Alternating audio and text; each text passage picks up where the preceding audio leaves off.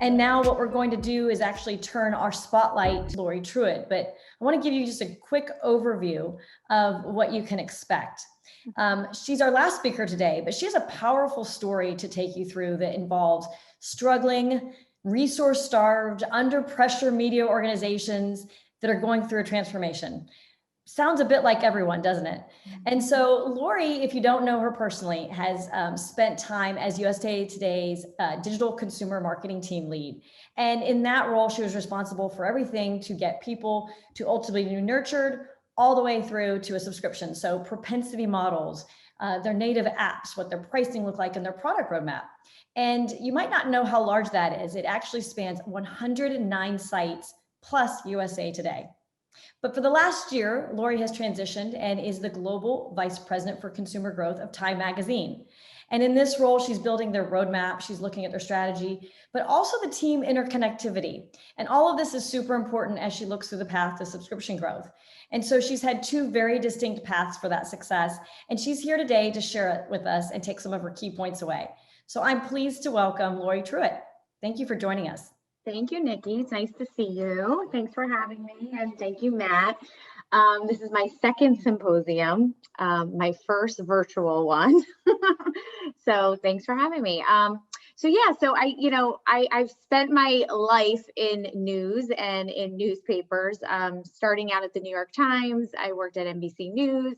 As Nikki mentioned, I spent 3 years at Gannett, where I oversaw subscriptions for our 110 newspapers. I know they've grown since, and USA Today. And I have recently jumped over to Time Magazine, which I'm super excited to tell you about. Time has evolved drastically, I would say, in the last year and before that. So I'm going to tell you a little bit about that. So we're going to talk about the path to subscription and nurturing our potential subscribers. I'm going to talk a little bit about our team over there, which is really vital to the growth and the health of what is happening over there, which is super exciting. So our journey at Time. So I want you guys to think about, even though we are a legacy print magazine, you should really think about Time as a 100-year-old startup, which I'm super excited to talk about. Time was actually purchased by Mark Benioff, which I'm sure a lot of you know is, through Salesforce about 2 years ago. And we have recently evolved a lot, which I'm going to talk about over the next 2 slides. But, we recently launched registration. Believe it or not, we did not have a registration product in December 2020. We launched a digital subscription in February of 2021. So this is all really brand new. So a lot of you and myself have been in this world of digital subscriptions for a very long time, but it's really new for us, and we are really evolving and growing. We have numerous brands at Time, which are really well known to a lot of us. We have Time 100, Person of the Year. Some of you might not really be familiar with. We have Time for Kids. We just recently launched successfully Time 100 Companies, and all of these are really important to what we use to drive our content, and actually now are using to drive subscriptions, which is really, really important. We are the first media company, which I'm really excited about, to actually launch crypto payments. We actually brought it up, and this is really magnificent, and really hats off to our product team to launch crypto subscriptions. We launched it literally in 3 weeks, and I'm going to tell you a little bit more about that.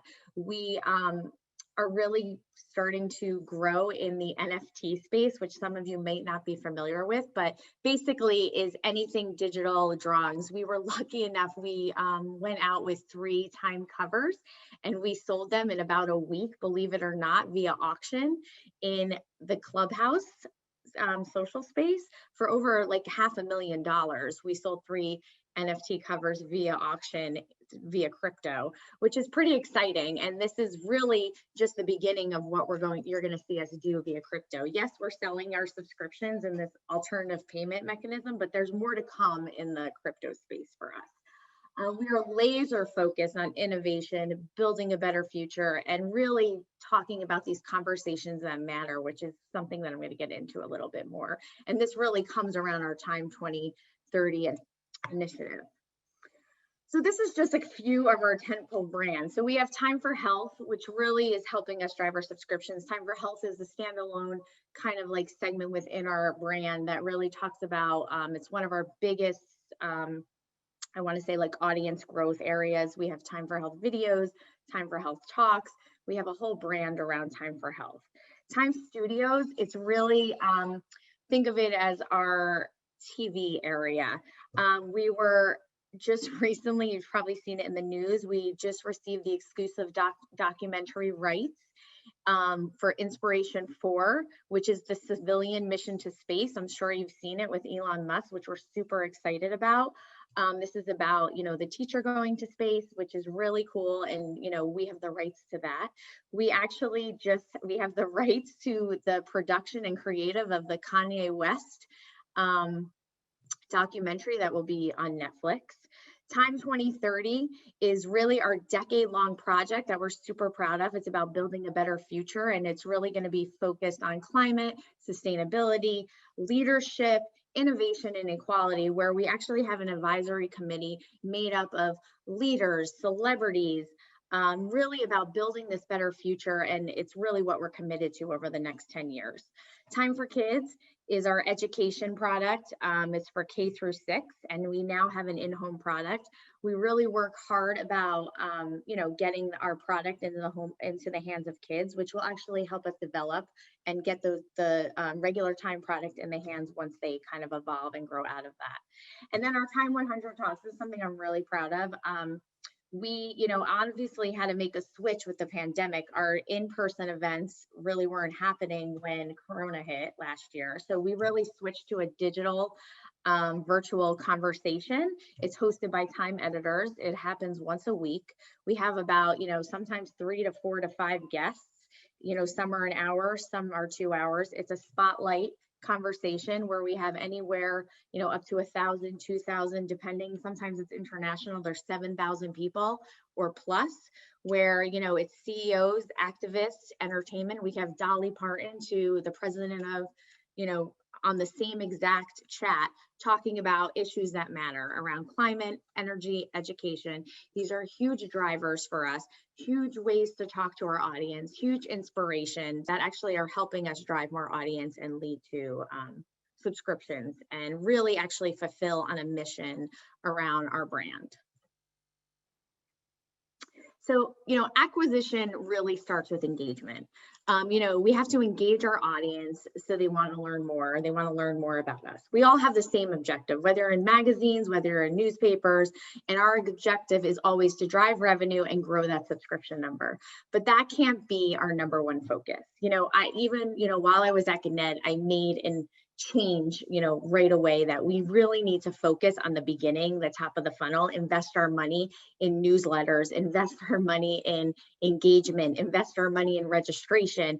And, that's where it really needs to start. So we need to be really focused on driving engagement, nurturing our users, and building that relationship with them.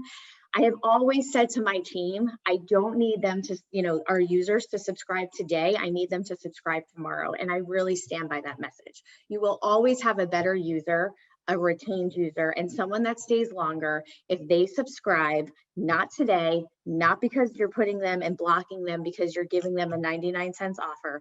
They will subscribe because they are ready to subscribe, they are nurtured, and they understand the value of your product. So whether they subscribe today or whether they subscribe next Thursday, they will stay longer because you have put your effort into making them understand why they want to pay you. So why? What's the why? Engaged prospects become more engaged and longer retained subscribers. So, we all know the formula. We all know why. So the real question is, how do you do it? Why do you do it? What do you need to do? So understanding your target audiences. So, we really kind of build a funnel and really try to formulate, like, what does this look like? And what I do and what I did at Time and our team is we really took this funnel and we actually added another area where we put, how does product help with like each one of these steps? So you have your anonymous users at the top, and then you have your newsletter readers. You really need to invest in growing, even if your team doesn't own newsletters. I highly recommend that you go out and you invest in newsletter acquisition. So really driving new audiences into the funnel through newsletter acquisition, through paid social, co-registration, online newsletter prompts, which I'll talk about a little more, but really investing in newsletter acquisition, because that is really the top and how you get them to take that next step, and really jumping into turning them into a registered user. So prompting, readers to register, going from anonymous to newsletter to the registration process, incentivizing them to register, like, to get additional content, free content, whatever it may be, is definitely part of the funnel process. Then engaged users. So I'm a true advocate of investing in content marketing and investing, pre-subscription content marketing.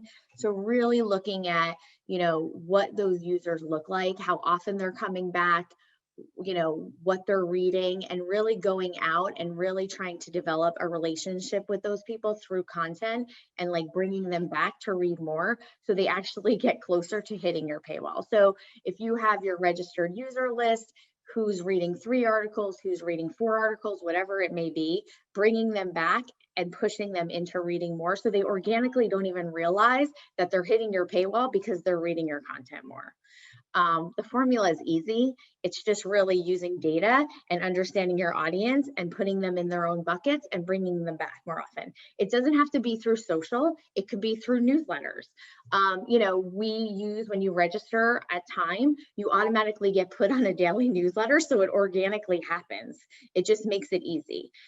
We do look at the users that are registered and how engaged they are on each newsletter. We do use tactics to, which is kind of different than a lot of people, but we do have re-engagement tactics for newsletters. So for instance, on our daily brief newsletter, we have re-engagement tactics where we actually send re-engagement emails analyzing who's opening the emails, who's not, when they drop off, and we send re-engagement emails. And the re-engagement, we're actually working on this now. The re-engagement emails are not as simple as like, you're not opening your emails, to stop receiving them, opt out. It's really about, okay, you can actually take this daily brief newsletter and you can make it so you only receive it Monday, Wednesday, and Friday. You can stop receiving it at night and only receive it in the morning. You can actually listen to it in audio if you want. And the third thing is, like, here's all the content you're missing by not opening this email. So really try to come up with tactics to keep them engaged in your newsletters, because these are what tactics are going to organically push your users to subscribe. Paid subscribers, convert engaged users. We all know that your registered users will convert higher than your anonymous or newsletter subscribers. It's a no-brainer. They get to the page, they get to your landing page, they get to your checkout, they can skip a step, they convert a much higher. It's very easy to understand. And then retaining your subscribers, you put in aggressive retention programs. The non-sexy thing about credit card processing, we all know it's painful, but you have to implement it. Like, what are the tools around getting more credit cards to go through? What is the retention programs that you're using? I know, Nikki, you asked earlier, like, what things are you doing for retention? I think one of the challenges with news, and I have seen it through my entire career, is you're competing and we're putting these benefits in for retention, but I have seen it year over year, and company I've worked for, we never stick through. Like, you put in retention benefits and it's like, oh, you're going to meet with the editors, oh, you're going to have this, but no one ever sticks through with them. So you need to find that tangible, and you need to find those retention benefits that we're actually going to stick through and hold ourselves accountable for the retention benefits that we're actually applying and actually giving to our subscribers. If you look at all of the different subscriptions, like years ago, you were only really competing with like magazines, newspapers, and cable. Now, like when you look at someone's bill, there's like 10 subscription services everyone has. So where do you fall within all those subscriptions, and how do you line up? Like, now people have food, clothing subscriptions, kids subscriptions, shavings, razor subscriptions. So you really need to figure out, like, what are your benefits and how are you adding value to a person's life, and really live up to the benefits that you're saying you're going to give them, and how do they add value to their life. So really make sure you're, pulling through and really adding value, and really, if you're just going to do something, make sure you continue to do it. And then really loyal subscribers. We don't stop at retention. There's loyal subscribers. You have retention, you're going to do it, but who are those really loyal subscribers who are coming so much? Don't forget about them.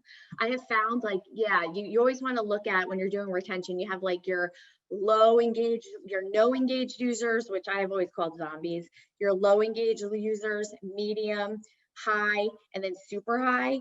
And everybody always focuses on the people who are paying you and not coming, the low, the medium, but you always forget about the high. Don't forget about them, because these are like the people, your bread and butter, who are actually keeping you above water and who are always going to be loyal to you. So don't forget about them. Let me click my clicker here. It's not going. Hold on one second. There we go. So be funnel focused. So there's 3 core initiatives to move potential subscribers from anonymous to paying subscribers, right? This is what everybody always speaks to. It's probably in everybody's deck. Get them to come, get them to stay, get them to pay, get them to retain, right? So really prioritize newsletter signups, drive registration, engage users with content. So usually we have this in a funnel.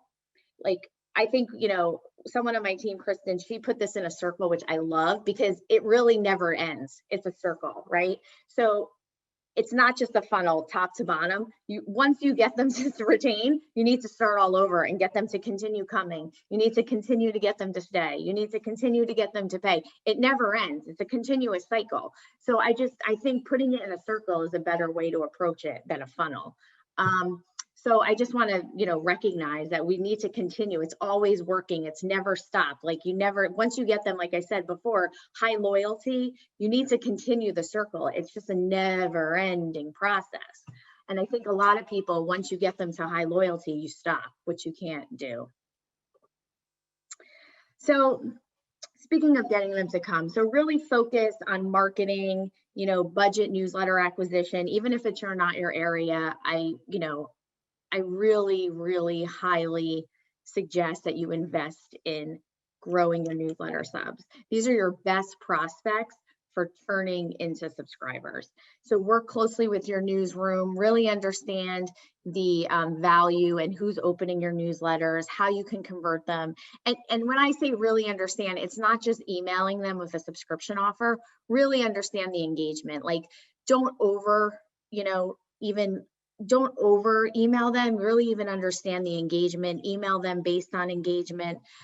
Users that sign up for newsletters really care about your content, and they have the most potential to become the ambassadors for your brand. So these are the people that you really want to care about. And then watch the engagement of those newsletters over time, and then optimize the campaign to drive more qualified leads. So, we use a partner to drive co-registration around newsletter signups, and we really analyze like the engagement of those people. How often are they coming? Does the engagement drop? So you don't want to just like go sign up a huge list of people. You really want to analyze the people you're signing up, and are they actually engaging? Are they opening the newsletters?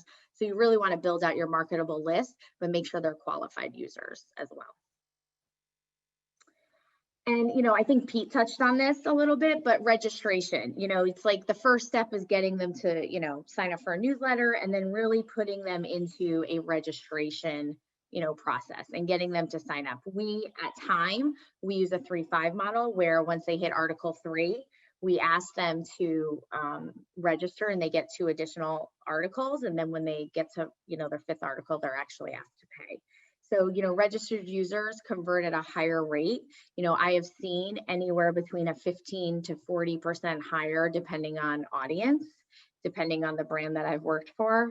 So, I think one task that nobody really analyzes and a lot of people don't look at is you really need to understand and measure how long it takes your registered users to subscribe versus a non-registered user. So you really want to measure that path to subscription from a registered user. So if you sign someone up, what's that path to subscription? And you should look at it for digital and for print because it will be different. And then build your marketing tactics and checkout experience based on those metrics. Customize the experience for your registered users because it will be different. And look at it for desktop and for mobile. Engage with content. So promote new content that comes out, such as your magazine cover story. So we, at Time, we actually push our magazine cover story every week. Well, at Time it's every other week now, but we push this out every week and we do magnificent with this. Like we get a cost per click that is so low. And then, you know, obviously with some issues with social and Facebook right now, but we try to track how many orders we're actually getting from that.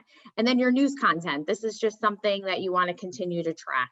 And then target contact promotions based on your interests and affinity, retarget prospects that hit your limit of free articles. Especially you want to continue to pound those people and bring them back so they do hit the wall and they understand the value.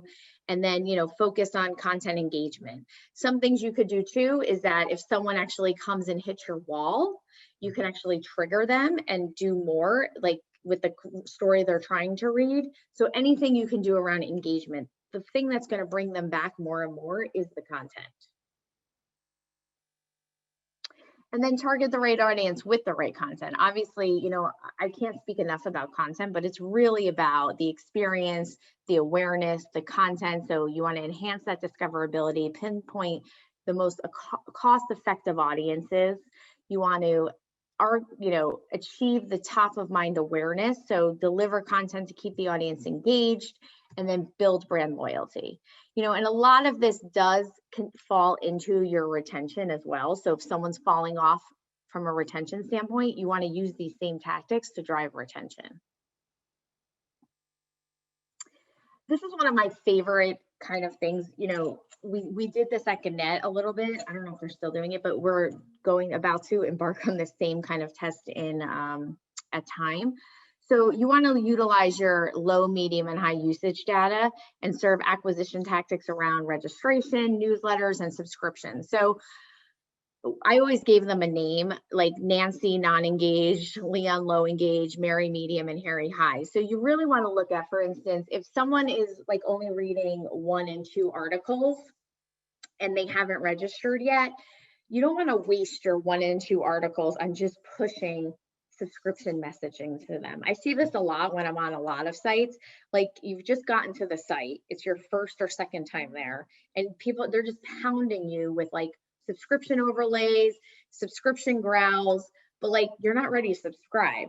So really look at your audience. So like someone who's a newsletter subscriber or who's first time visitor to the site or anonymous, you should be A/B testing, giving them like a registration versus a newsletter sign up, or you should test a registration versus a subscription message or a newsletter versus a subscription message to really see what actually drives a higher conversion and then track the path of that to a subscription. You want to utilize those units as much as possible to really see what actually has the best conversion for you and what actually drives the best path for you to gain either an email address, a registration, or a subscription.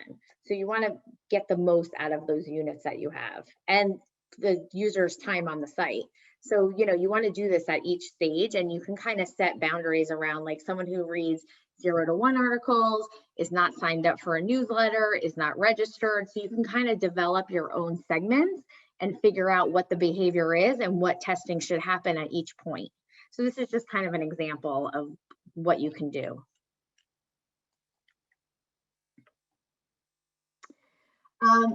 Nurture users towards subscription. So this is like one of my favorite things. So you should definitely build out customer journeys that target users across the subscription funnel.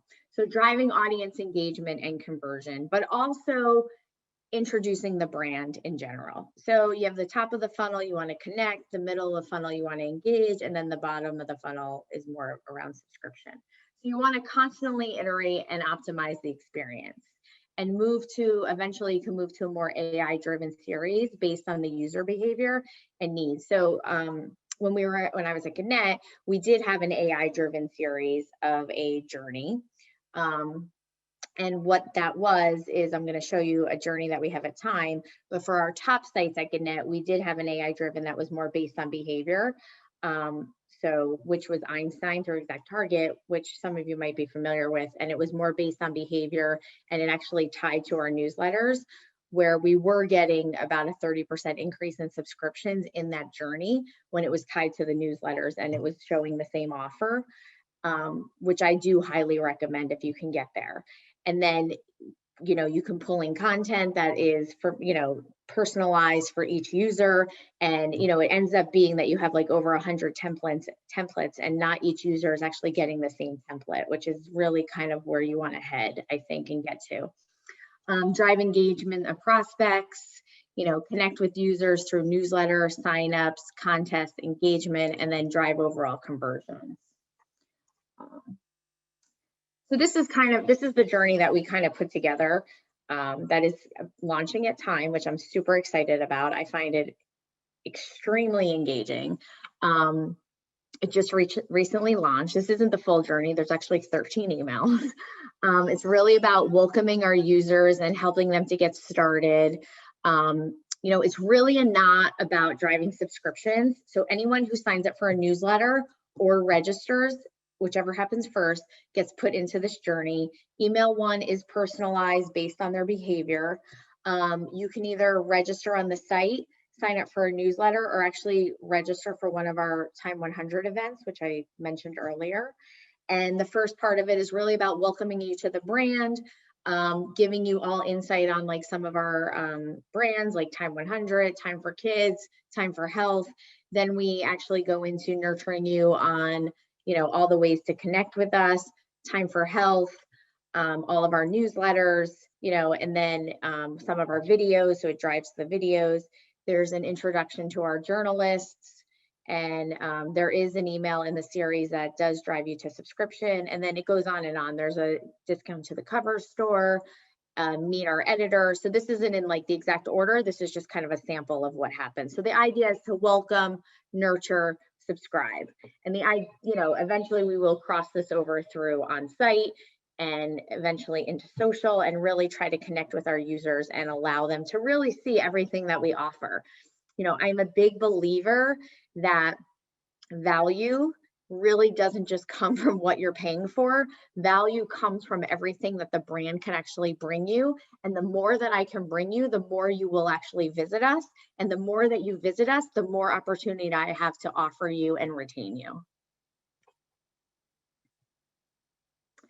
So engagement performance is really understanding your goals. So the goal of strategic audience engagement is to really increase the brand loyalty, which is what I just mentioned, drive user engagement, and really help to develop a habit and that ultimate goal for the user to subscribe.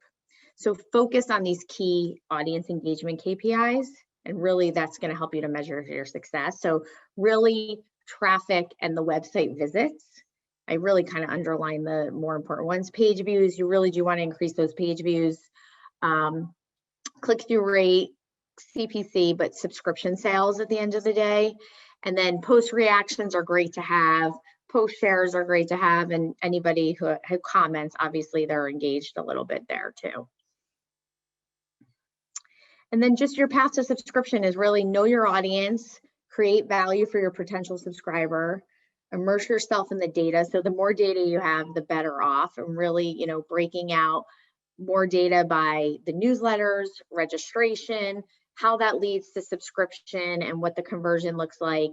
And then also retention, how those people are retaining, how it's breaking out from an engagement standpoint around retention.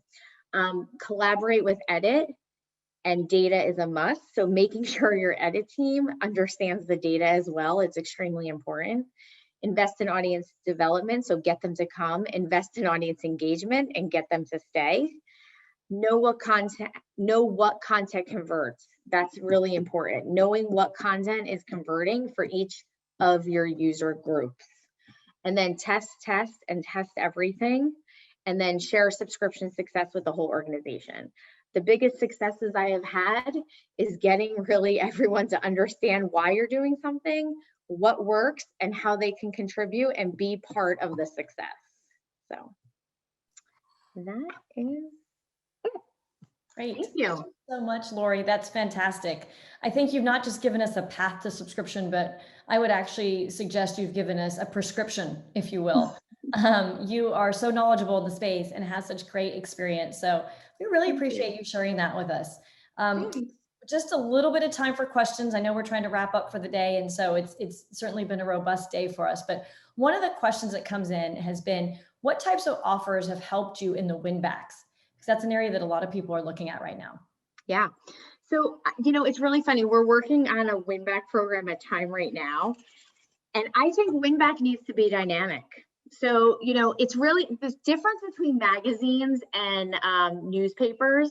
And I think a lot of you know this. And, the one thing I have learned being at Time in the magazine world is across any magazine is, and I'm going to date myself here, but the magazine pricing is the same magazine pricing from when I was like in high school. I don't know if you noticed, like you can buy a magazine for the same price that when I was in high school. Everything's like $12 and $18. And that has been a real challenge for me at Time, is really about pricing. And, they still price magazines at a very low price, especially in the print market. So launching digital was really a challenge for me because it's very hard to price digital when print is very low. You know what I mean? So we do have a lot of print people who are paying substantial, because Time being a 100-year brand, we have a lot of print people who have been around for 100 years, not 100 years, but like 50 years. So they are paying a lot of money. Like they're not paying $40, $50. They're paying a lot of money. So, but what happens is those people, believe it or not, the way that Time is set up, they go, and I actually have brought Matt in to help us with a lot of this. They go right down to a very low price. So we are actually implementing in the next couple of weeks a dynamic pricing around win back, where not everybody gets the same price. So what I've implemented is in the first 90 days of win back, we have a restart period, a win back period, and then an expire period. So there's 3 different price points. You have a restart period, which is dynamic, is planning to be dynamic off of what the person's currently paying. And then a win back period, which goes off of what your restart period is, like a percentage off. And then you have your expire period, which is more of a flat rate period. Does that make sense? So the idea is to really capture the bulk of revenue in that 90 days is kind of something that we're trying at Time. In the past, I have seen everybody kind of just goes with a flat rate for, of like, at Gannett, we had more of a flat rate of what we did at Winback. But I do suggest the dynamic pricing, especially if you've been in the business and pushing digital for a while. You've already worked hard to do those price increases. So I don't think having a flat rate would be a great place to go. I would utilize more of a dynamic pricing, or at least test into a dynamic pricing. Yeah, no, for sure. And I think that, you worked really hard to get the entire sort of USA Today network almost as a well-oiled machine. I mean, in fact, it was a machine, right? You had an AI-powered journey. And then it was pretty, I owe a lot to that to someone who's on my team at Time right now. She's on the phone. But I have to tell you, it's really funny because when I joined USA Today, our pricing was $9.99 a year. And when I left, I got the pricing up to people were paying $9. And I remember people used to laugh at us. I remember going to meetings. Matt Lindsay could probably agree, like where people used to be like, you charge $9.99 a year. When I left Gannett, I had people paying $9.99 and $12.99 a month. So we had huge growth over the 3 years in pricing. So, I highly encourage dynamic pricing and really looking at customers, where they live, what they're currently paying you, and not falling back on a one-size-fits-all approach. Sure. Yeah. And coming from Gannett and into time, you're still in a situation where you have digital and you have print. Mhm. So one of the questions that's come in is whether or not you can leverage digital touch points to actually drive the physical version as well for when you're trying to win people back or get them to actually pick up a hard copy of the magazine. Say that. Can you say your question again? The music came in. Yeah, no problem. Just recognizing whether or not the digital touch points that you have in your journey, if you Mhm. can utilize those to leverage how to get people to pick up a copy of the print magazine. And if you guys are Yeah. thinking about that at all. So believe it or not, people, the digital breakout, even online, is still high. A high amount of people take print. People love, I've never, like coming over, we have a very healthy print business. Very healthy. It's probably the highest I've ever seen in the industry. The decline is also a lot lighter than what I've seen in the newspaper business. But I think it's because it's just a different brand, and I think it has a different value, and I think it's also not a daily. It just delivers differently, I think. So it is a very, people love the print magazine. It has a much higher loyalty than what you see in like the newspaper business, which is very different. And I love the newspaper business. I love local news, like I really do. But it is very different. People still, but I also think that has to do with price a little bit. The price is lower, like, you know what I mean? It's a lower price product. Like the newspaper is a very high price product. Do you know what I mean? So they do switch. It's just very different. Yeah. So And we respect that difference. In fact, it's why we wanted you to come on and talk today in our sort of spotlight, because there's a distinct difference, right, between that and newspaper. So right. thank you so much for joining us today. I'm so Thank you for fortunate having to me. get to see you again, and thankful to the Mather Economics team for putting this symposium on so we can, even though it's virtual. Hopefully we'll see each other in person soon.